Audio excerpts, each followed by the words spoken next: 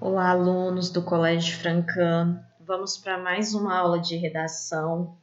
Hoje trataremos sobre textualidade, nas páginas 7, 8 e 9 da apostila.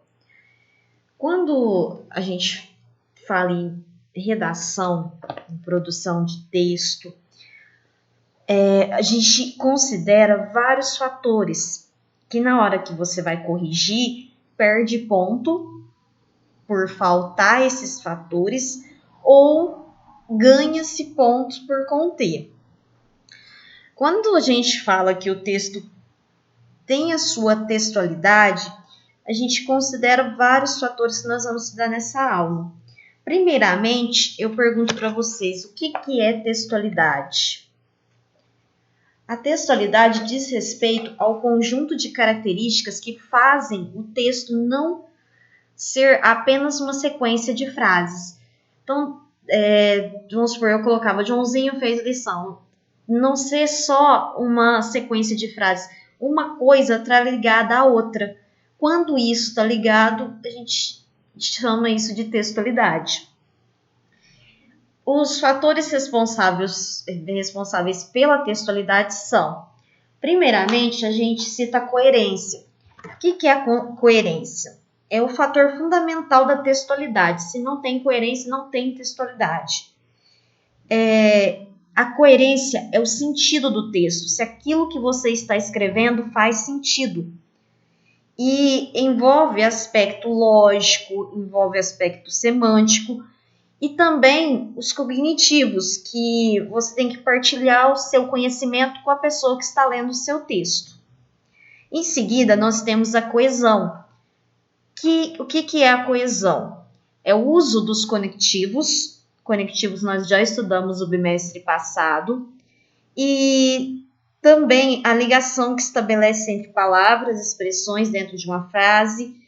E aí cita que ela é construída pelo uso dos conectivos e não repetir palavra no mesmo parágrafo, exceto palavras do tema. Depois tem a intencionalidade, que é relacionado com qual intenção que esse texto foi produzido. Tem diferença da intencionalidade do autor ser para publicar na página do Facebook e ser para publicar um artigo científico. Então, tem diferença entre um e outro, por isso que a intenção é fundamental. Aceitabilidade. Aceitabilidade refere-se a quê? Refere-se à expectativa do leitor que o texto a ser lido seja coerente, coeso, relevante, enfim, capaz de levá-lo a adquirir conhecimento sobre determinado assunto. Então, essa aceitabilidade se refere a quem está lendo o seu texto, para ver se você é capaz de produzir conhecimento sobre determinado tema. Depois, a situacionalidade, ela refere-se aos elementos responsáveis pela pertinência e relevância do texto. É a adequação à situação comunicativa.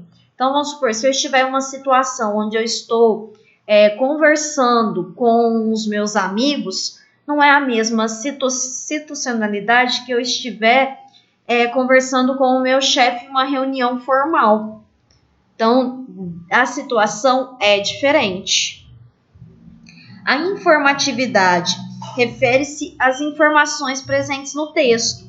Então, de acordo com as minhas informações, eu vou pegar e ter uma boa nota. A intertextualidade diz respeito aos fatores que fazem a compreensão de um texto, dependente do conhecimento de outros. Inúmeros textos só fazem sentido quando entendido em relação a outros. Então, essa intertextualidade é você relacionar um texto com o outro. Dando seguimento, a gente vai estudar, como a própria apostila diz, a introdução.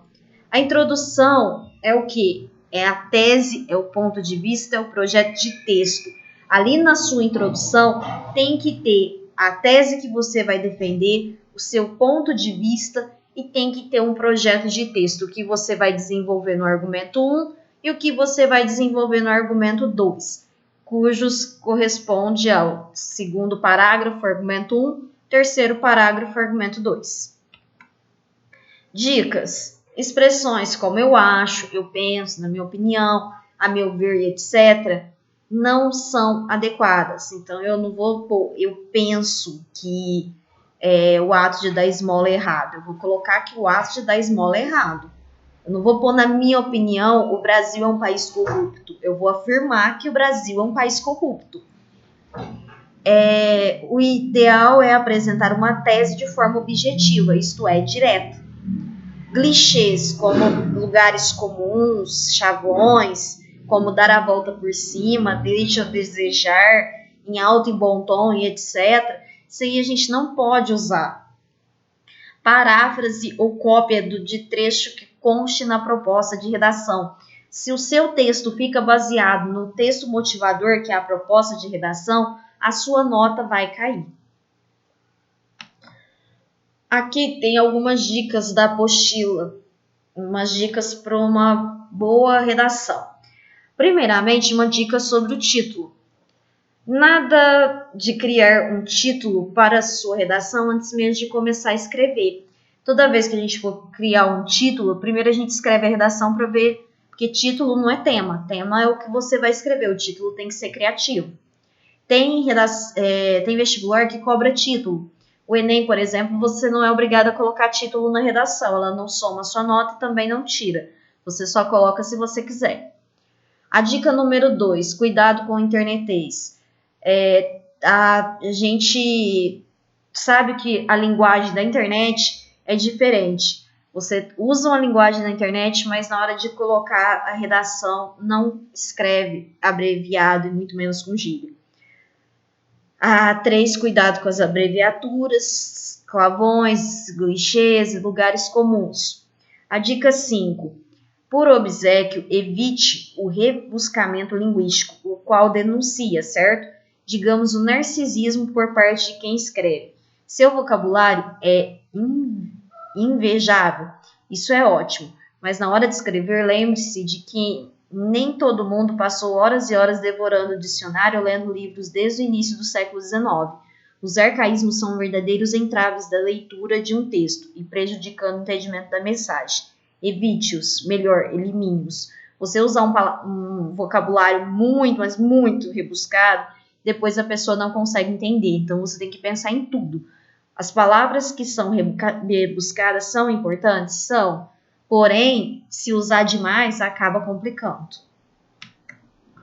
Tipos de parágrafo de introdução. Há muitas maneiras de começar um texto. Dependendo da finalidade, a gente escreve.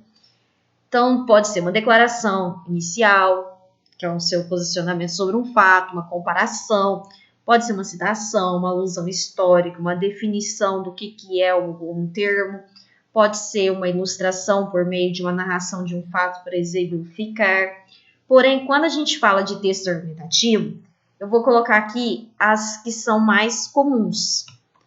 Primeira dica, alusão histórica. Você começa a redação fazendo uma alusão histórica. O que é uma alusão histórica? Vamos pensar aqui no tema da intolerância religiosa. Vou dar um exemplo de uma redação nota 1000. O período colonial no Brasil, ao longo do século XVI e XIX, foi marcado pela tentativa de converter os índios ao catolicismo, em função do pensamento português de soberania. Embora date de séculos atrás, a intolerância religiosa no país, em pleno século XXI, sugere as mesmas conotações de sua origem, imposições de dogmas e violência. No entanto, a lenta mudança da mentalidade social e o receio de denunciar dificulta a resolução dessa problemática, o que configura um grave problema social. Observe que aqui a pessoa que escreveu esse texto, ela começou falando do período colonial no Brasil, que é um fato histórico. Isso é muito importante na hora de iniciar uma redação, principalmente uma redação do Enem de vestibular, você começar com um fato histórico. O segundo jeito de começar é a citação. Você também pode começar uma redação fazendo uma citação de alguém importante, mas cuidado com citações muito polêmicas e que atualmente não são aceitáveis. Prefira mencionar especialistas, políticos, historiadores, cientistas, antropólogos ou sociólogos. Você vai fazer uma citação, mas tem que ser uma citação de alguém que tem realmente uma função na sociedade. Um exemplo, também do tema de intolerância religiosa. Se houver 2 religiões, cortar-se-ão os preços. Se houver 30, viverão em paz. Na Idade Moderna, o filósofo iluminista Voltaire foi um importante defensor da liberdade de culto e da harmonia entre as diversas crenças. Já no Brasil, no século XXI, existe um retrocesso. Embora haja muita diversidade religiosa, ainda há necessidade de se comemorar o Dia Nacional de Combate à Intolerância Religiosa, a qual é um crime vergonhoso cuja persistência é uma mácula. Aqui a gente tem a citação do Voltaire, que é um filósofo iluminista. Observa que sempre coloca uma caracterização de quem é a pessoa. Vou pôr Voltaire, filósofo iluminista. Eu não posso pôr Letícia, porque aí não é uma pessoa renomada na sociedade, ninguém sabe quem que é. Então, tem que ser uma pessoa que já escreveu livros, uma pessoa que tem um conhecimento de mundo mais abrangente. Fazer uma alusão literária é show de bola, porém, a pessoa tem que saber fazer. Ela dá para ser usada em qualquer redação, independente do tema. Brás Cubas, o defunto autor de Machado de Assis, diz em suas memórias póstumas que não teve filhos e não transmitiu a nenhuma criatura o legado da nossa miséria. Talvez hoje ele percebesse acertada a sua decisão. A postura de muitos brasileiros frente à intolerância religiosa é uma das faces mais perversas de uma sociedade em desenvolvimento. Com isso, surge a problemática do preconceito religioso que persiste intrinsecamente ligada à realidade do país, seja pela insuficiência de leis, seja pela lenta mudança de mentalidade social. Aqui é uma alusão literária, porque citou um personagem Brás Cubas, do autor Machado de Assis, da obra Memórias Póstumas de Brás Cubas. Então, citou um livro para começar a redação. Outra dica é você usar lei, a Constituição Federal, o ECA, a LDB. Aqui, uma pessoa, autor dessa redação nota 1000, citou a Constituição Federal. A Constituição Federal de 1988, norma de maior hierarquia no sistema jurídico brasileiro, assegura a todos a liberdade de crença. Entretanto, os frequentes casos de intolerância religiosa mostram que os indivíduos ainda não experimentam esse direito na prática. Com efeito, um diálogo entre sociedade e Estado sobre os caminhos para combater a intolerância religiosa é uma medida que se impõe. Então, aqui, a Constituição Federal é uma lei, a pessoa usou a Constituição Federal para começar a redação. Outro jeito de começar é com dado estatístico. Vamos ver um exemplo. Esse aqui é da formação educacional de surdos, esse é o tema. A formação educacional de surdos encontra no Brasil uma série de empecilhos. Essa tese pode ser comprovada por meio de dados divulgados pelo INEP, os quais apontam que o número de surdo matriculado em instituições de educação básica tem diminuído ao longo dos anos. Então, aqui ela citou um dado estatístico e pôs a fonte de onde que ela tirou, que é o mais importante. Então, eu tenho essas formas de começar a minha redação. Isso aqui me ajuda, na hora de uma prova, eu ter isso aqui em mente, eu consigo desenvolver uma boa redação. Porque a introdução, eu costumo falar para os meus alunos do curso de redação, é digamos assim, a parte importante, porque o primeiro parágrafo que o corretor vai ter com o seu texto. Se ele gostar da sua introdução, ele vai ter um olhar mais atento. Se ele não gostar, ele já vai ver que é aquela redação meia boca, que não compensa ficar perdendo tempo com isso. Então, compensa caprichar na introdução. O exercício, eu vou pedir para vocês fazerem o exercício 1 das páginas 9 e 10. Não precisa copiar as perguntas, faça apenas as respostas no caderno.